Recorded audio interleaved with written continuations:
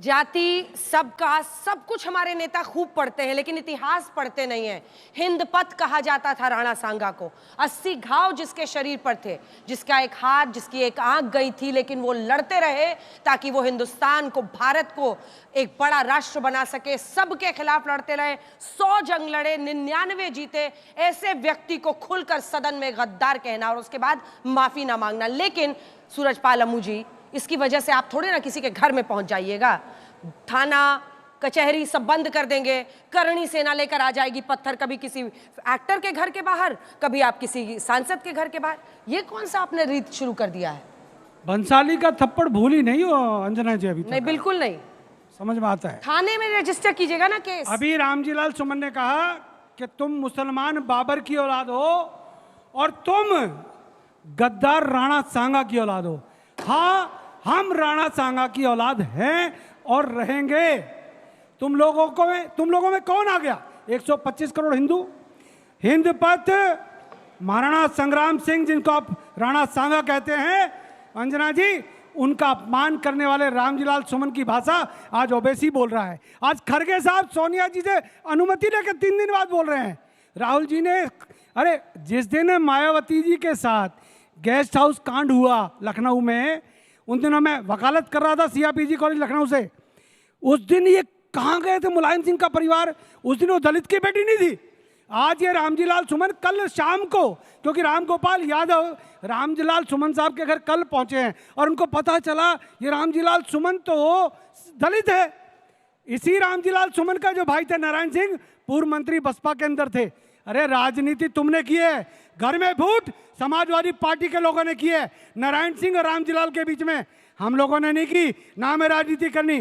परंतु अगर देश के वीरों और महावीरों को कोई अपमानित करेगा तो करनी सेना चुप नहीं बैठेगी। फर्नीचर टूट गया, कुर्सी टूट गई, शीशे फूट गए, अरे बिल भेज दे भैया। करनी सेना चेक नहीं आरटीजीएस करेगी, सीधा जितना पैसा चाहिए ले ले। परंतु बेइज्जती कराएंगे क्या? सूरजपाल अम्मू को चुनाव नहीं लड़ना। परंतु 1947 के बाद का देश नहीं है, यह हजारों वर्षों पुराना देश है, जहां पर मुगलों से, अंग्रेजों से लड़ाई लड़कर इस देश को आजादी मिली है। अच्छा, इस जोश में सुधांशु जी फंस आपकी पार्टी रही है, क्योंकि मल्लिकार्जुन खड़गे जी कह रहे हैं कि दलित सांसद के साथ ऐसा किया जा रहा है, करनी सेना कर रही है। देखिए, मैं जवाब देता हूं। मल्लिकार्जुन खड़गे जी को तो बोलने से पहले सोचना चाहिए। उनकी पार्टी के एक दलित एमएलए थे, अखंड श्रीनिवास मूर्ति। अगस्त 2020 में उनके घर पे मुस्लिमों ने अटैक कर दिया था। अपनी पार्टी के एमएलए का साथ नहीं दिया, दलित एमएलए का साथ नहीं दिया। किस बात पे? कि उनके भतीजे ने एक पोस्ट किया था जिससे आपत्ति थी, और पीएफआई और एसडीपीआई वाले बाद में इनकी सरकार में ही पाया गया कि उन्होंने सारा गड़बड़ किया था। मगर जो अपनी पार्टी के दलित के साथ नहीं खड़े हुए, अभी मायावती जी वाला एपिसोड तो बताया था, तो ये दर्शाता है कि कितनी। मैं पहले इसमें 2 बात बताना चाहता हूं, एक गंभीर बात लाखों दर्शकों के लिए। औरंगजेब के साथ cutting cross the party line सारे मुस्लिम नेता खड़े हैं। राणा सांगा के साथ बांट दो हिंदू समाज को। गंभीरता से समझिएगा। औरंगजेब के साथ अबू आजमी समाजवादी पार्टी के खड़े हैं, राशिद अलवी कांग्रेस के खड़े हैं, इमरान मसूद कांग्रेस के खड़े हैं, यहां तक कि इमरान प्रतापगढ़ी जाके उनकी कब्र पे फातिया पढ़ चुके हैं। एमआईएम खड़ा है। तब कोई नहीं कहता कि वो सैयद था या शेख था, वो अशरफ था या अजलफ था या अर्जल था, या वो शिया था या सुन्नी था। जब औरंगजेब शिया रियासतों पर भी अटैक करता था, गोलकुंडा या बीजापुर में से एक शिया रियासत थी। मगर 20% अपना है, 80 में टुकड़े करना है। याद रखो, जो कहा गया है बटेंगे तो कटेंगे। इतिहास ने यह सबूत दिया है कि जब पृथ्वीराज चौहान और मोहम्मद गोरी के बीच, पृथ्वीराज चौहान और जयचंद के बीच में बटे तो मोहम्मद गोरी के हाथों कटे। जब मान सिंह और राणा प्रताप के बीच में बटे तो उस समय अकबर के हाथों कटे। जब छत्रपति शिवाजी महाराज और जयसिंह के बीच में बटे तो औरंगजेब के हाथों कटे। तो याद रखिए, एक रहेंगे तो सेफ रहेंगे, और ये बांट के काटने की राजनीति का षड्यंत्र है। अब रही बात दलित समाज के लिए, एक मैं एकदम ऑथेंटिक डॉक्यूमेंट देता हूं जिसपे कोई बचाव की गुंजाइश नहीं रहेगी। हाल के वर्षों में सबसे बड़े दलित नेता मान्यवर काशीराम रहे। 31 मई 1995 काशीराम जी का रिटन में लेटर है टू द गवर्नर। मैं पढ़ दे रहा हूं। Due to the continuous atrocities on scheduled caste and scheduled tribes and the weaker sections in Uttar Pradesh and consistent lack of justice by the Mulayam Singh Yadav government, we are withdrawing support. ये देखिए, मैं आपको बिल्कुल ये दिखाने को तैयार, 31 मई 1995 Bahujan Samaj party के तत्कालीन अध्यक्ष और मायावती जी ने कोर्ट में दिया बयान है। भाई आप कोर्ट में जाइए, उन्होंने लिखा है, ये मेरे शब्द नहीं है, कि मुलायम सिंह के गुंडे मेरी जान लेना चाहते थे और जातिवाचक शब्दों के साथ पकड़ पकड़ कर अपमानित करके मेरी पार्टी के विधायकों को ले जा रहे थे। दूसरा, शेड्यूल कास्ट का रिजर्वेशन इन प्रमोशन किसने खत्म किया? मुलायम सिंह की सरकार ने। कैसे खत्म किया? बैकडेट से खत्म किया। यानी हजारों शेड्यूल कास्ट जो प्रमोटेड थे वो डिमोट हो गए। आज आकर जब ये कहते हैं तो लगता है एक चेहरे पे कई चेहरे लगा लेते हैं लोग। अंत में कहना चाहूंगा महाराणा सांगा के बारे में जो मैं बताना चाहता हूं, यही इतिहास छुपाया जाता। 99 लड़ाइयां जीती, एक हारी। आप सबने 1527 खानवा पढ़ा होगा हिस्ट्री में, किसी ने उन 99 लड़ाइयों के बारे में सुना? इसीलिए मैं कहना चाहता हूं कि मौन मौन गिर कहते हिलमिल गाथा वीर जवानों की, एक एक पत्थर कहता है करुण कथा बलिदानों की। तरुके पत्ते पत्ते पर अंकित राणा की अमर कहानी है, मिटी नहीं पर्वत पथ से चेतक की चरण निशानी है।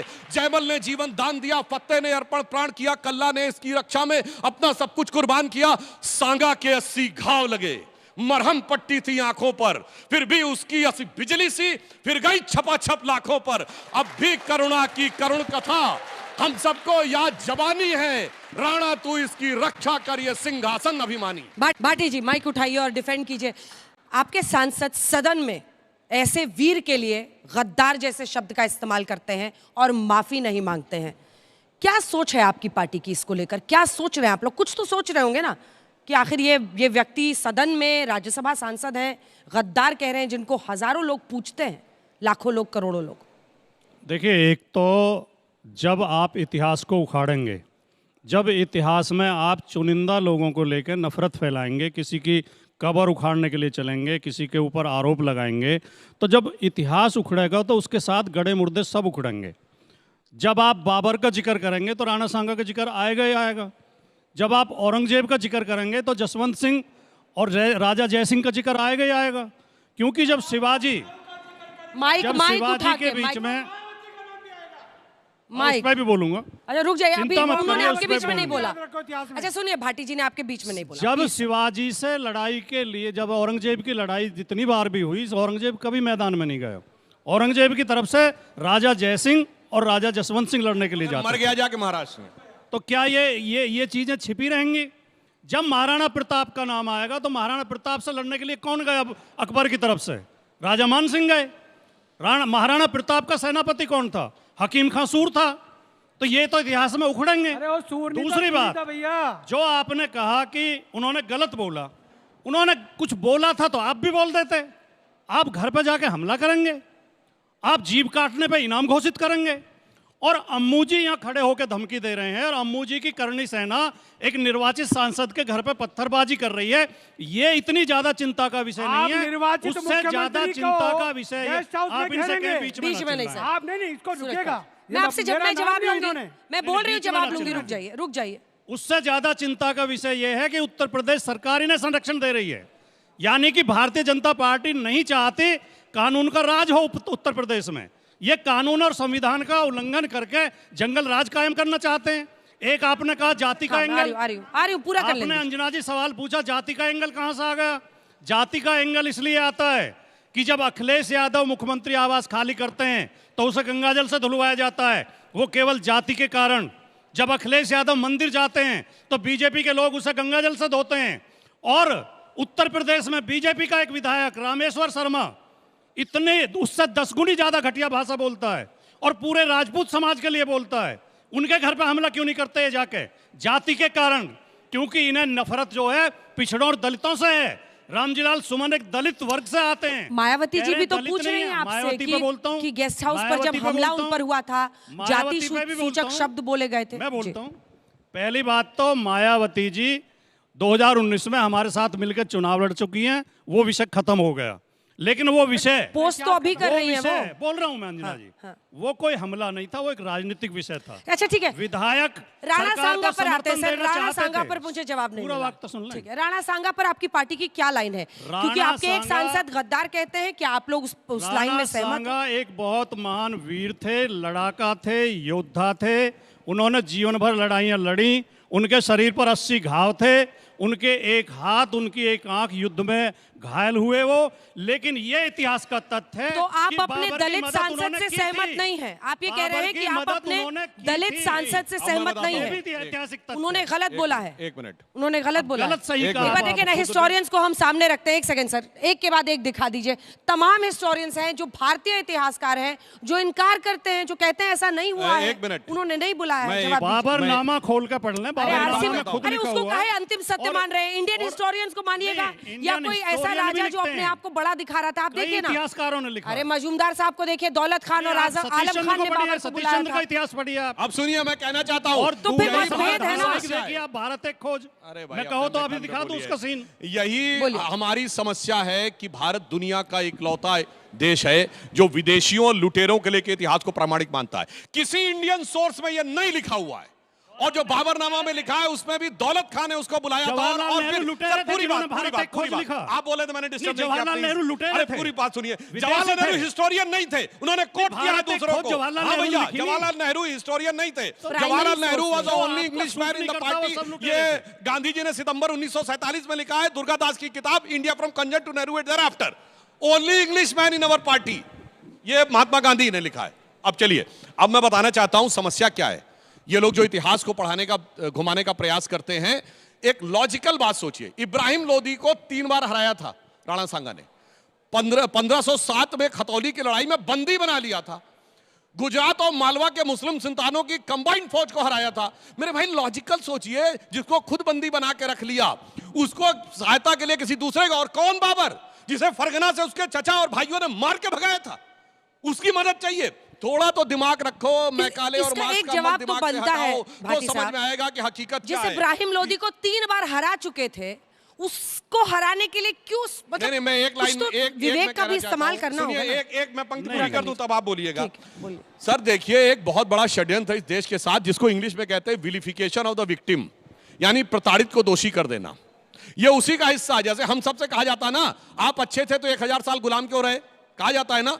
अब फिर अगर हम गुलाम थे तो इस 1000 साल में समाज में जो विकृतियां आई उसके लिए हम जिम्मेदार कैसे? नहीं, जिम्मेदार तो तुम थे, यानी निर्णय तुम ले रहे थे। हम निर्णय ले रहे तो हम गुलाम नहीं थे, पर गुलाम तो तुम थे। जब गुलाम थे तो निर्णय नहीं ले सकते थे। देखिए, दोनों फंसा दिया जाता है। गुलाम इसलिए बताना है कि ग्लानि का भाव रहे, उसके बाद तुम्हें ही दोषी सिद्ध करना है ताकि हर बुराई के लिए तुम जिम्मेदार रहो। कोई जाकर आइडियोलॉजिकल सबवर्जन जाके चेक करिएगा कैसे षड्यंत्र है। इसीलिए मैं एक पंक्ति में कहना चाहूंगा, हटा दो ये इतिहास झूठे तुम्हारे, यहां जर्रे जर्रे पे सच है लिखा रे। जो कोई किताबें ना बानी कहेगी तो ये माटी सभी की कहानी कहेगी। मृत्युंजय तिवारी जी, मैं आपके पास आना चाहती हूँ, लेकिन उससे पहले आप यहाँ पर कितने छात्र हैं? हाथ उठाइए। कितने छात्र हैं? काफी छात्र हैं। आप में से कितने लोगों ने मुगल शासकों के बारे में, चाहे अकबर हो, जहांगीर, जितने भी मुगल शासक थे, सबके बारे में हिस्ट्री में 2-2, 3-3 पैराग्राफ पढ़ा है? सबने पढ़ा है? चैप्टर पढ़ा है मुगल डायनेस्टी पे? क्या आप लोगों ने राणा सांगा पर पढ़ा है? अगर किसी ने पढ़ा है, किसी एक ने भी पढ़ा है, तो हाथ उठा दीजिए। राणा सांगा के इतिहास पर क्या आज के दिनों में ये बहस सुनने के बाद आप लोगों ने गूगल पर जाकर पढ़ने की कोशिश की? कितने लोगों ने कोशिश की? तो इतने लोग हैं जो उन हिंदू राजाओं के बारे में जानना चाहते थे, लेकिन आपको किताब में जानकारी नहीं मिली। अब यहीं पर आती है बात, इतिहास में क्या बताना है, क्या सिखाना है और क्या छिपा ले जाना है। मेवाड़ के सबसे बड़े महाराजा, जिनको हिंद पत नाम दिया गया, क्योंकि वो तमाम हिंदू राजाओं को एकजुट करके विदेशी जितने आक्रांता थे उनके खिलाफ लड़ रहे थे, उनके बारे में बच्चों को पढ़ाया ही नहीं गया। नहीं, पहली बार तिवारी जी बोलने के बाद तिवारी जी बोलने उसके बाद देखिए, और उसको हिंदू, दलित, करनी, राजपूत इसमें बांट दिया जाए। समाजवादी पार्टी के द्वारा हाँ। अपना पक्ष अभी भाटी साहब ने रखा, लेकिन भारतीय जनता पार्टी जो अभी बोल रहे थे गला फाड़ कर कि अपमान हुआ, और ये देश में महात्मा गांधी राष्ट्रपिता का अपमान प्रज्ञा ठाकुर ने पार्लियामेंट में किया। आदरणीय प्रधानमंत्री जी ने कहा था उस समय कि हम माफ नहीं कर सकते हैं, कहा था कि नहीं कहा था? आज औरंगजेब पर, राणा बाबर सांगा के बचाव में महात्मा ये गांधी। ज्ञान दे रहे, नहीं महात्मा गांधी, अरे भाई, राष्ट्रपिता का अपमान पार्लियामेंट में बीजेपी के सांसद ने किया। ये गलत हम बोल रहे हैं तो बता दीजिए गलत बोल रहे हैं, तो बीजेपी क्या ज्ञान देगी? भाटी साहब ने कहा ये वीर थे, नहीं बोला था। अब अंजना जी आप ही प्रोसीडिंग में लाके दिखाइए, नहीं बोला था। अंजना जी नहीं बोला था, संसद की कार्रवाई में निकालिए दिखाइए, अभी, वो पूछिए हमेशा उस पे रहती है, नहीं बोला अंजना था। जी तय करेंगे संसद में नहीं अपमान किया था कि नहीं? हाँ? बाहर में बोला बाहर में बोला था। बाहर में तो प्रधानमंत्री जी ने क्या कहा था? हम कभी माफ नहीं कर सकते हैं। तो बीजेपी ने तो कितने महापुरुषों का अपमान किया है। अभी बोलना शुरू करेंगे तो डिबेट 3 घंटा का चलेगा आपका। ये बीजेपी क्या ज्ञान देगी जिसके चलने में खुद ही जो है इतना छेद है, वो सूप के ऊपर क्या सवाल खड़े करेगी? इसलिए सवाल है कि अभी औरंगजेब पर, राणा सांगा पर, ये सब पर जिस तरह बीजेपी इस मुद्दे को उठाती है। राणा सांगा, राणा सांगा सांगा, महाराजा संग्राम सिंह उनका नाम था। राणा थोड़ा सांगा ही जानिए था। तो सर। हम भी हाँ। इतिहास पढ़े हैं अंजना जी, तो इसलिए आप कहाँ पढ़े? आप कौन सी किताब में पढ़े राणा सांगा के बारे में? सब कुछ पढ़ा है। कौन सी किताब में? अपने आप पढ़ा। हमने इतिहास का अपने आप पढ़े होंगे ना, मतलब स्कूल वाले में तो नहीं पढ़ाया जाता था। यही कह रहे हैं, लेकिन जो देश में अभी ज्वलंत मुद्दे हैं, असली मुद्दे हैं, उस पर ठीक है। चर्चा कब होगी? हम ये सवाल जानना मुद्दा चाहते नहीं हैं। है। औरंगजेब पर, इस पर, इफ्तार पर, पर टोपी सेल्फ पर, गोल ये कौन पर मार रहा है तिवारी जी? अरे भाई, ये तो इनके सांसद और इनके विधायक। बीजेपी वाले सेट करते हैं एजेंडा, तो ये बोलते और सब क्यों लोग हैं? चलाते हैं। नहीं तो ये गद्दार नौकरी कौन पर बोला? भी चलाइए ना कभी। तो गद्दार डॉलर कौन के बोला? मुकाबले रुपया गिरा है, इस पर भी चलाइए ना। किसानों की क्या हालत है, इसीलिए तो आपको इस पर बुलाया है कि चलाइए। आप बोलिए। गरीबी पर चलाइए। बोलिए। तो ये तो हम बोल रहे हैं, हाँ। लेकिन यहाँ तो क्या चर्चा हो रही है? सेल्फ इससे गोल क्यों कोई बार-बार? लेना देना नहीं है। आज पार्लियामेंट जवाब में, में राज्यसभा में भी स्पीकर ने कहा, मतलब चेयरपर्सन ने कहा, वो कह रहे हैं कि उनको माफी मांगनी चाहिए। आज बाकायदा प्रोसीडिंग्स में सब कुछ गया है। अब सवाल है कि सर एक जगह आपके एमपी बोलते हैं, एक जगह अबू आजमी साहब औरंगजेब को लेकर वहां बोलते हैं, तो आप लोग तो उनको पिच देते हैं बैटिंग करने के लिए। नहीं, मैं एक इसके बाद आ रही बात है और कहना चाहता हूँ आपसे इजाज़त लेके कि एक भ्रम बहुत फैलाया जाता है, गुमराह किया जाता है कि हिंदू राजाओं के बारे में नहीं पढ़ाया गया, मुसलमानों के बारे में पढ़ा गया। अभी आपने जनमत संग्रह भी करवा दिया, हाथ उठवा दिए। क्या बिंबिसार के बारे में इतिहास में नहीं पढ़ाया जाता? क्या नंदवंश के बारे में नहीं पढ़ाया जाता? क्या चंद्रगुप्त मौर्य के बारे में नहीं पढ़ाया जाता? क्या सम्राट अशोक के बारे में नहीं पढ़ाया जाता? क्या पुष्यशुंग मित्र के बारे में नहीं पढ़ाया जाता? क्या गुप्त वंश के बारे में नहीं पढ़ाया जाता? क्या गुर्जर प्रतिहार वंश के बारे में नहीं पढ़ाया जाता? अरे जब से मुगल आए तब से मुगल पढ़ाए जाते हैं, उससे पहले जो राजा थे उनके बारे में पढ़ाया जाता है। क्या महाभारत और रामायण हमारे कोर्स में नहीं पढ़ाई जाती? ठीक है, वैलिड ये क्वेश्चन है, भ्रम वैलिड फैलाना और क्वेश्चन इससे है। जवाब एक दीजिए इसका, उसके बाद में पैदा जाना करना। हाँ, इनमें वैलिड से क्वेश्चन है। कितनों के नाम की सड़कें आपने लुटियंस जोन में देखी हैं? कितने दिन सरकार को हो गए? पूरे आपने औरंगजेब कितने के बनवा खानदान दी? के नाम की सड़कें, आपने औरंगजेब कितनी रोड, सड़कें शाहजहां बनवा रोड, दी? अकबर रोड, फलाना रोड, ढिमाका अरे वो रोड। पूछ रहे हैं आपने सुनिए, कितनी बनवा 11 दी? साल से आपकी सरकार है, इसके लिए कांग्रेस ही जिम्मेदार है। तो ये तो हर मैं समस्या के लिए बताता नेहरू हूं। अरे जिम्मेदार। तो एक भाटी औरंगजेब जी, जिम्मेदार है किसी भाटी बात जी के वो लिए। पेंट लेके घूम तो रहे हैं हर समस्या जगह, के लिए नेहरू जिम्मेदार। नाम सुनिए, बदल रहे हैं। और एक और बात बताइए, सुनिए। अब इन्हें दर्द रहता है कि सर, जवाहरलाल एक नेहरू मिनट, यूनिवर्सिटी अपने- क्यों बनी? मोदी जी अपने नाम से यूनिवर्सिटी बना अरे दे भाई, ऐसे। अपने अपने टर्न पे मोदी जी बोलिए। बना रहे शौचालय, अरे नेहरू जी ने भाई। यूनिवर्सिटी शौचालय बनाई नहीं थी। बनना चाहिए, नहीं तो शौचालय उस- नहीं बनना चाहिए। उस यूनिवर्सिटी पे इन्हें दर्द क्यों है फिर? सर शौचालय नहीं बनना चाहिए नहीं तो महिलाओं के लिए, ये दर्द क्यों कैसी बात यूनिवर्सिटी कर रहे पे हैं है? आप यूनिवर्सिटी और शौचालय यूनिवर्सिटी को नहीं मत बननी कीजिए। चाहिए। नहीं वो भी बननी चाहिए, नहीं लेकिन बनाई नहीं तो मोदी जी कंपेयर ने। क्यों कर रहे हैं? ये एक भी नहीं शौचालय, बनाई। कभी एक का आपके नाम नेता बता कह दो। देते हैं गौशाला बना रहे हैं, उनको दुर्गंध पसंद है, नहीं, नहीं, कभी नहीं, आप कहते हैं ये इस तरह शौचालय है। बना रहे अंजना हैं। जी, ऐसे मत कीजिए सर। देखो, इतने महत्वपूर्ण विषय कंपेयर को मत ऐसे कीजिए, मत बिल्कुल, टालो। मैं भी वही कह रही हूँ। देखिए, मैं एक और बात बताना चाहता हूं। राष्ट्रपति भवन तो वाइसरॉय हाउस था आजादी के बाद, उसमें मुगल गार्डन क्यों बना भाई? अब नाम अमृत उद्यान हुआ है। ये मुगलों को कौन सर पे ओढ़ के रखना चाहता था? इसीलिए जो आपने कहा किताबों में किसी को नहीं पढ़ाया गया। राजा राज चोल, राजेंद्र चोल के बारे में कितना पढ़ाया गया? ललितादित्य मुक्तापीठ के बारे में कितना पढ़ाया गया? और आपको पता है, ये जब महमूद गजनी आया है, जिसे मार मार के भगाया गया था, हिंदू शाही डायनेस्टी, जयपाल, जिसकी की राजधानी पेशावर गजनवी थी, लुटेरा था, जिसने वो- महमूद गजनवी लुटेरा हाँ, वही था। मैं कह रहा हूं, जिसको मार किसी के को भगाया कोई गया। उसका सम्मान महमूद नहीं करता। गजनी का नाम सुना होगा, जयपाल का नाम कितनों ने पढ़ा है? जिन्होंने एमए हिस्ट्री नहीं की होगी, उसके अलावा किसी को नहीं पता होगा। इसीलिए, और मैं एक और बात कहना चाहूं, इनको हिंदू समाज की हर जाति को अपमानित करना है। सालार मसूद को गाजी कहते हैं, जिससे महाराजा सुहेल देव लड़े थे। सुहेल देव जी पासी समाज और राजभर समाज के पूज्य हैं। मैं पूछना चाहता हूं, अगर सालार मसूद गाजी था तो यह पासी समाज का और राजभर समाज का अपमान है कि नहीं? बोलिए। तो महाराजा सुहेल देव किसके विरुद्ध लड़ रहे थे? मैं पूछना चाहता हूं। हमारी रिश्तेदारी तो सुहेल देव महाराज से निकल सकती है, गाजी सालार से नहीं तो निकलेगी। आप कहना बंद कर तो आप दीजिए। हमें हमारी सालार तरफ उंगली क्यों गाजी उठा रहे आपके हैं? नेता कह रहे हैं। हमारी तरफ उंगली क्यों उठा रहे हैं? लोगों को सवाल का जवाब देना है। रिश्तेदारी ठीक, मैं सवाल ले रही हूँ, और लेकिन एक आज लाइन सूरज और बाला कहूँ, मुझे एक माइक लाइन उठाइए। सुनिए। अच्छा, बोलिए बोलिए बोलिए बोल एक लीजिए, लाइन। बोलिए सबका। देखिए, इन्होंने कहा कि मुद्दे की बात करो, तो मैं बताना चाहता हूं, जब मुगलों को महान कहने वाले सत्ता में थे तो ग्रोथ रेट क्या रहती थी? 80 और 90 से 2%। महंगाई की दर होती थी 11, 12, 15, 16%। 2013 तक भी क्या स्थिति थी कि इंडिया फ्रेजाइल 5 इकोनॉमी में है। और जब से राणा सांगा को महान मानने वाले लोग हो गए हैं, 5th बिगेस्ट इकोनॉमी है, 4th बड़े स्टॉक एक्सचेंज है, वाह, 3रे बड़े वाह, ऑटोमोबाइल वाह, मैन्युफैक्चरर वाह, है, क्या 2रे बात बड़े कही मोबाइल है। के अरे पर मैन्युफैक्चरर अब है।